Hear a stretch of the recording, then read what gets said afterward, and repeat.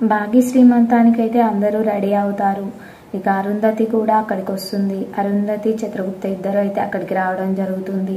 అరుంధతి అయితే చాలా చక్కగా రెడీ అయ్యి అక్కడికి వస్తుంది.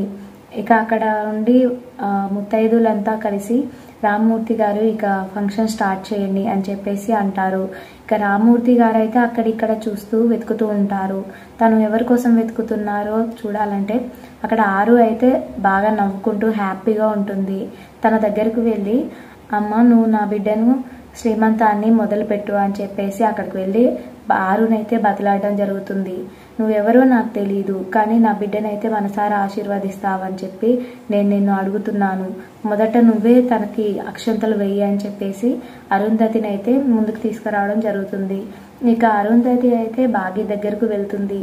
అరుంధతి అయితే నాకు పెద్ద ఒక లక్ లాగా ఫీల్ అవుతుంది. నా చెల్లెను నేను నా చేతులారా ఫస్ట్ నేనే రెడీ చేయబోతున్నాను అని చెప్పేసి లోపల తను చాలా హ్యాపీగా ఫీల్ అవుతుంది అరుంధతి. ఇక అలా ఫీల్ అయ్యి భాగ్య దగ్గరకు వెళ్ళి నవ్వుకుంటూ హ్యాపీగా అక్షింతలు తీసుకుంటుంది. అక్షింతలు వేస్తుంది, కాళ్ళకు పసుపు పెడుతుంది, నుదుటిన కుంకుమ పెడుతుంది. పక్కనే ఉన్న అమర్ అయితే పూలమాల తీసుకొచ్చి భాగ్య మెడలో వేస్తాడు. ఇంకా కాళ్ళకు పసుపు పెట్టేసి తనకు గాజులు వేసి అక్షింతలు చల్లుతుంది, ఆశీర్వదిస్తుంది. ఇది మరి ఈరోజు ప్రోమో అండి. తన శ్రీమంతాన్ని, తన చెల్లె శ్రీమంతాన్ని తన చేతులతోటే ఆరు అయితే స్టార్ట్ చేస్తుంది కాబట్టి చాలా హ్యాపీగా ఫీల్ అవుతుంది. మరి ఇదంతా చూసిన మను అయితే సైలెంట్గా ఉండదు కదా. మరి బాంబు అయితే బాగి సీట్ కిందనే పెడుతుంది. మరి ఆ బాంబు ఏ టైంలో ఎలా పనిచేస్తుంది?